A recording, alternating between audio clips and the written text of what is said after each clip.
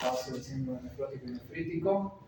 Bueno, vamos a empezar con el síndrome nefrítico. Hagamos un repaso, parte del ejercicio.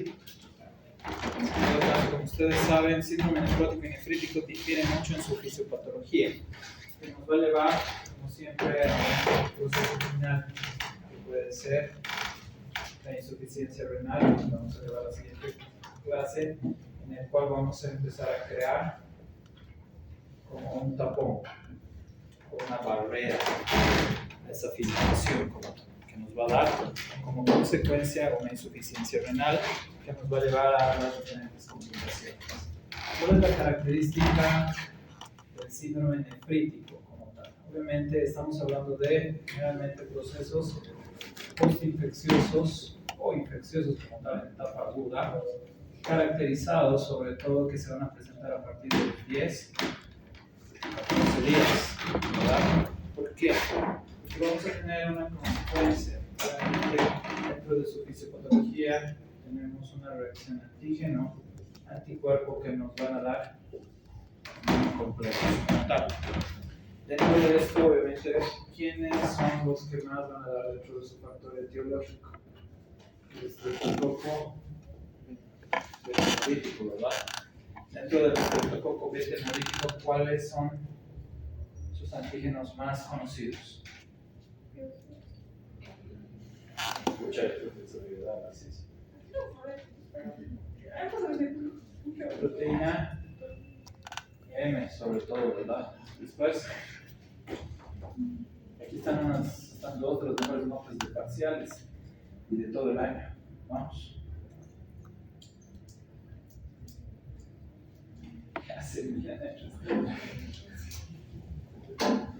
Bueno, mis grupos no han pasado, pero sí, Luis.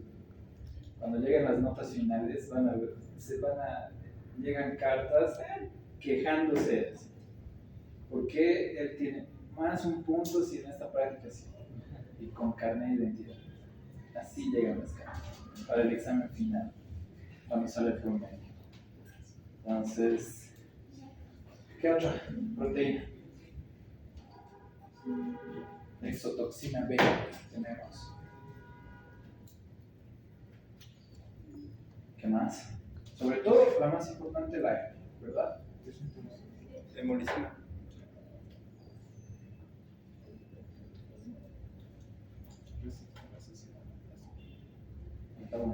¿Cuándo?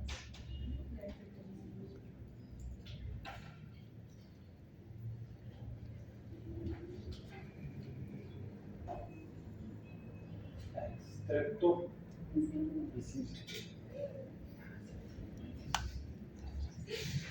Estos son los 4 principales, pero sobre todo, según los últimos estudios, reporta que el capilar glomerular es el que tiene mayor reacción con la proteína M. ¿Entendido? Ahora, ¿cuál es la disyuntiva que se tiene? Antes se pensaba que en el síndrome nefrítico era antígeno anticuerpo, formaba el inmunocomplejo, llegaba a la parte de la inflamación.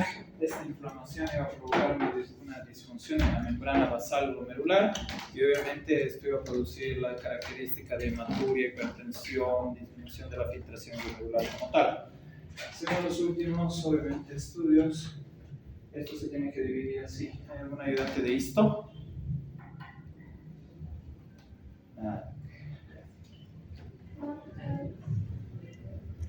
Tenemos las células epiteliales, ¿verdad?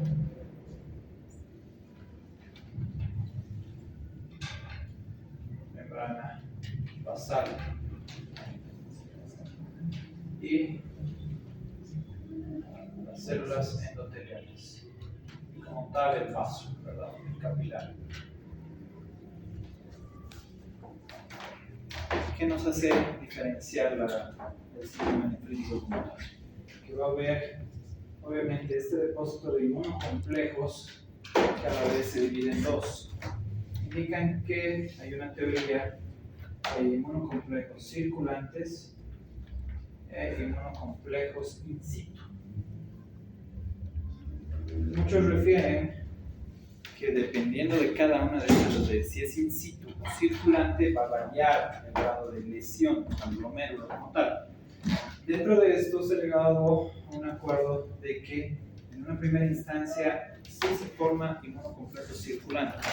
Estos inmunocomplejos circulantes se van a adherir a lo que es la membrana basal, que se va a dividir en dos: endocapilar y intracapilar.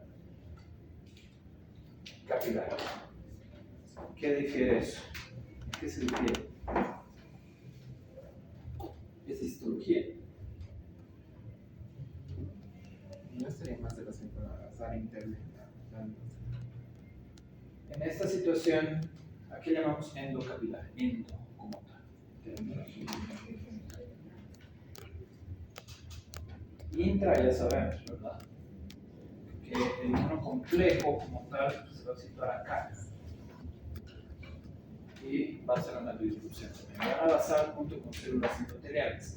Pero cuando es endocapilar, el inmunocomplejo se va a situar acá y va a producirse secundariamente el inmunocomplejo in situ. ¿Por qué? Porque si un inmunocomplejo está en esta región, no va a producir reacción inflamatoria y todo eso. Pero lo que es la complejidad del inmunocomplejo in situ que empieza a acumularse. Y esto produce una disrupción y compresión del mismo. ¿Entienden? Es por eso que en las dos teorías el inmunocomplejo in situ se produce a nivel sobre todo endocapilar y el inmunocomplejo circulante se produce a nivel intracapilar sobre todo. Esas son las dos diferencias principales que vamos a tener en el síndrome nefrítico como tal. Entonces, ¿comprendido? Sobre todo la parte de histología. Como si dudas, consultas y ya paso.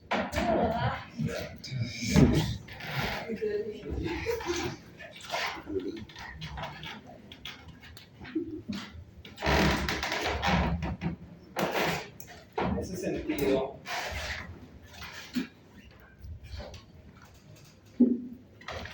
vamos a tener la característica clínica, la fisiopatología y los trastornos laboratoriales.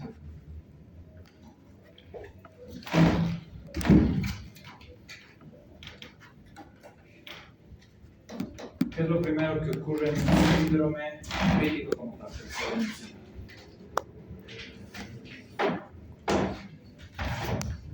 Que hay una infección por un estreptococo como tal, ¿verdad?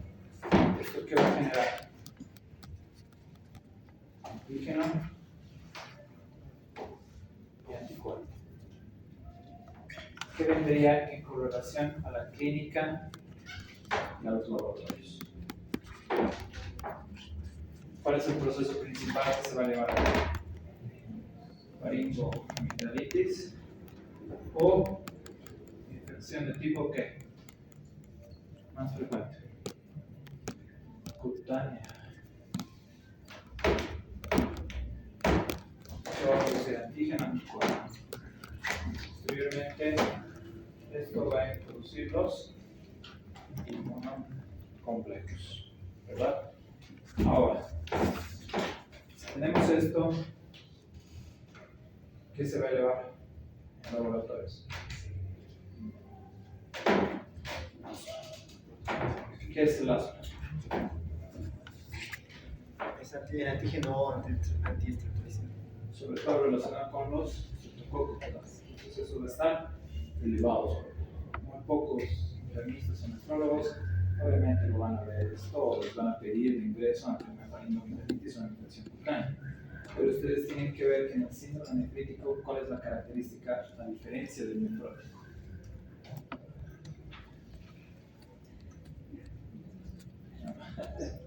Es relativo.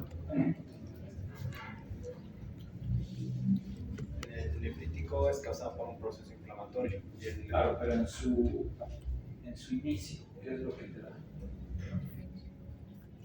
El síndrome nefrótico es progresivo porque vamos a lesionar la membrana y vamos a empezar a ver poco a poco un efecto de proteinuria, ¿verdad? Y todos los efectos de coagulación y lipidemia que les he dicho. El síndrome nefrítico como tal puede estar 1 o 2 días y ya desencadena con procesos más intensos, es decir, fiebre, hematuria, hipertensión, acumulación de líquidos y todo eso. Ustedes ya ven un proceso infeccioso faringoamigdalítico o cutáneo con una complicación renal o de este tipo, ya pueden estar pidiendo también esto. ¿Entendido? Ya. Después de los inmunocomplejos, ¿qué seguiría? Ya habíamos informado de que vamos a empezar por el inmunocomplejo circulante. Estamos hablando de un inmunocomplejo circulante. Ya sabemos que va a ir a nivel de la visión, la membrana basal, a nivel de las células endoteliales, ¿verdad?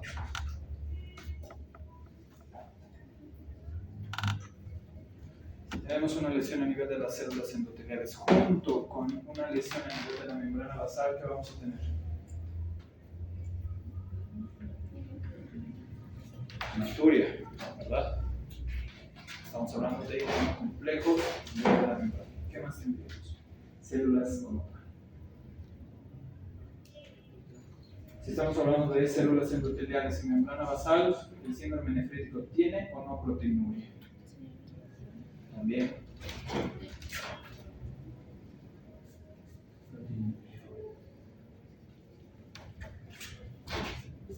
Dentro de los laboratorios que vimos. ¿Qué caracteriza también esto? La activación del complemento, ¿verdad? Sobre todo el C3. ¿Con qué? A disminuir el complemento. ¿Por qué disminuir el complemento?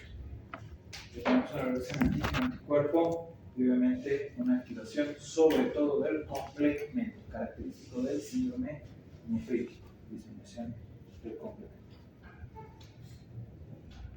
Ahora, estos depósitos que se están produciendo a nivel endotelial, ¿a qué seguir? Ya tenemos hematuria y proteína. Acuérdense del gráfico. Y estamos afectados aquí.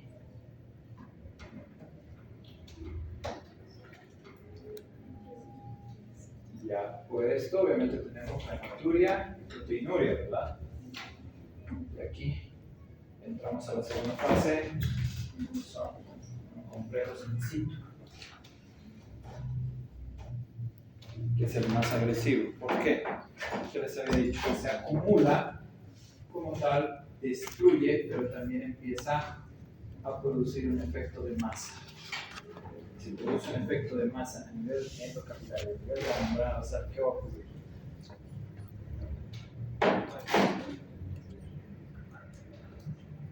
Se disminuye la filtración glomerular.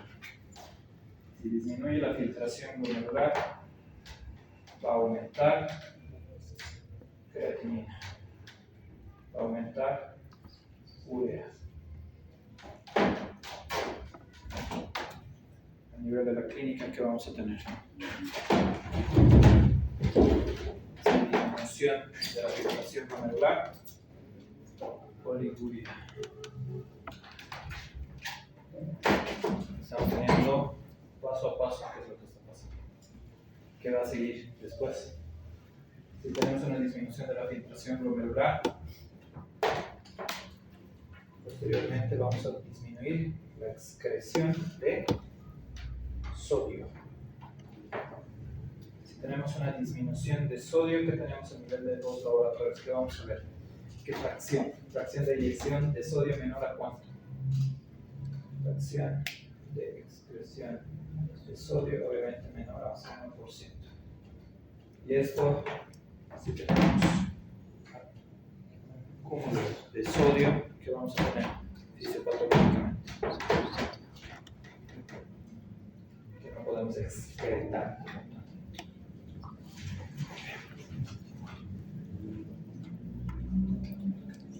Si el sodio no podemos y tenemos oliguria, aumento de la bulimia. El aumento de la bulimia, como que nos va a conducir a No, bueno, primero en el edema. Después de edema,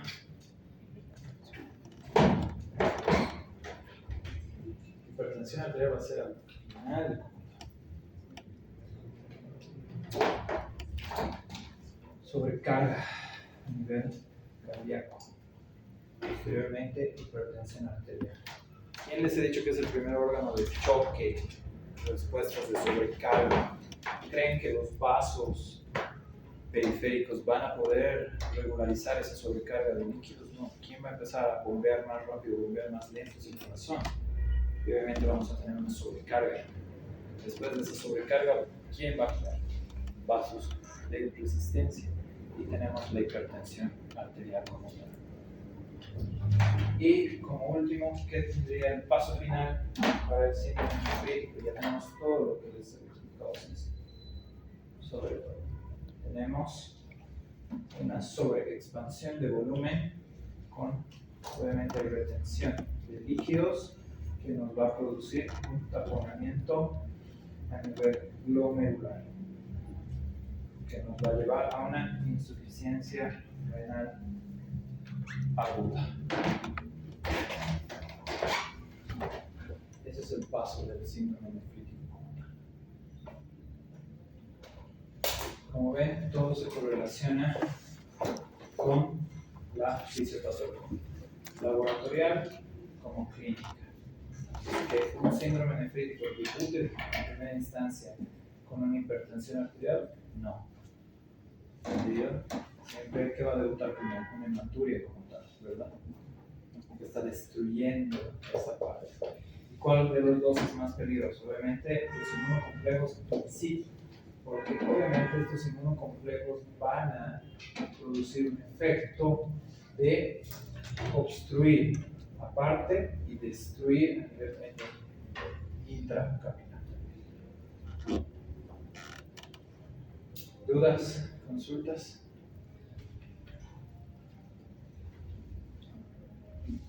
En relación al tratamiento, ¿cuál sería?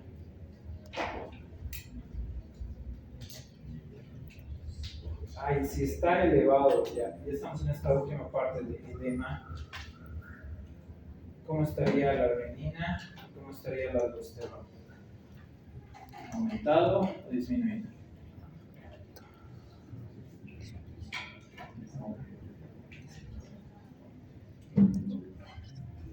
Tenemos una sobrecarga de volumen, tenemos más sodio. ¿Aumentado o disminuido? Disminuido. El feedback, ¿verdad? Como ven, es todo razonamiento. Y es una fisiopatología bastante sencilla. ¿Dudas? ¿Consultas?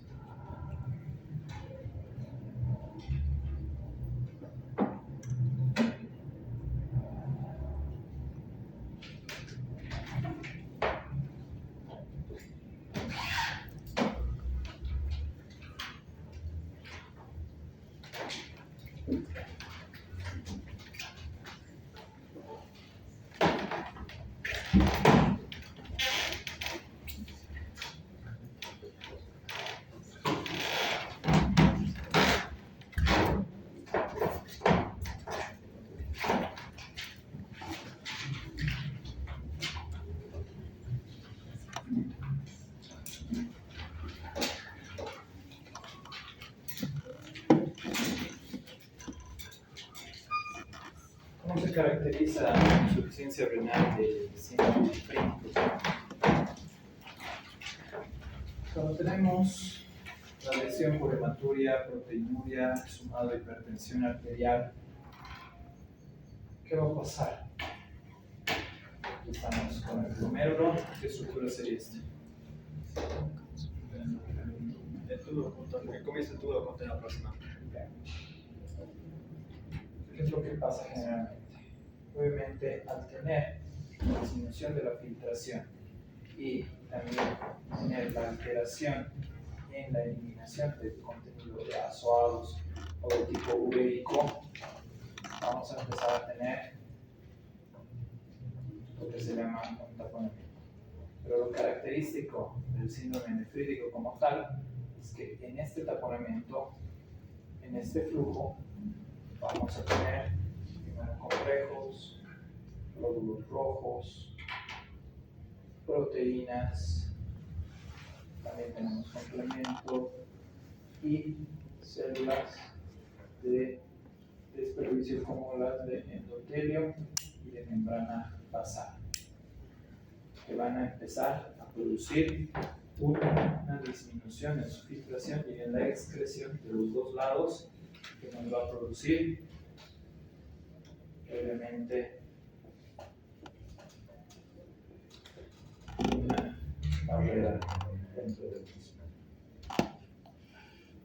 Entonces, ese riñón empieza a tener lo que se llama una insuficiencia renal aguda, que luego vamos a ver la siguiente clase, pero dentro del síndrome nefrítico esa es su característica, que el tapón, sobre todo, o esta barrera es a nivel central, a diferencia del nefrótico, que va a ir a ocupar tanto periferia como la parte central. ¿Por qué? ¿En qué diferiría?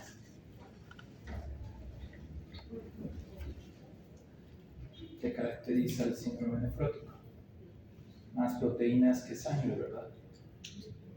¿Y cómo sería su carga como tal, en relación a los tubos o en relación a la más pesados, ¿verdad? Periferia, llena periferia y va al centro. En cambio, en el nefrítico como tal, llena primero el centro y después va a periferia como tal. Esa es la característica. ¿Entendido? ¿Dudas? ¿Consultas? ¿Quieres saludar así? ¿Vale?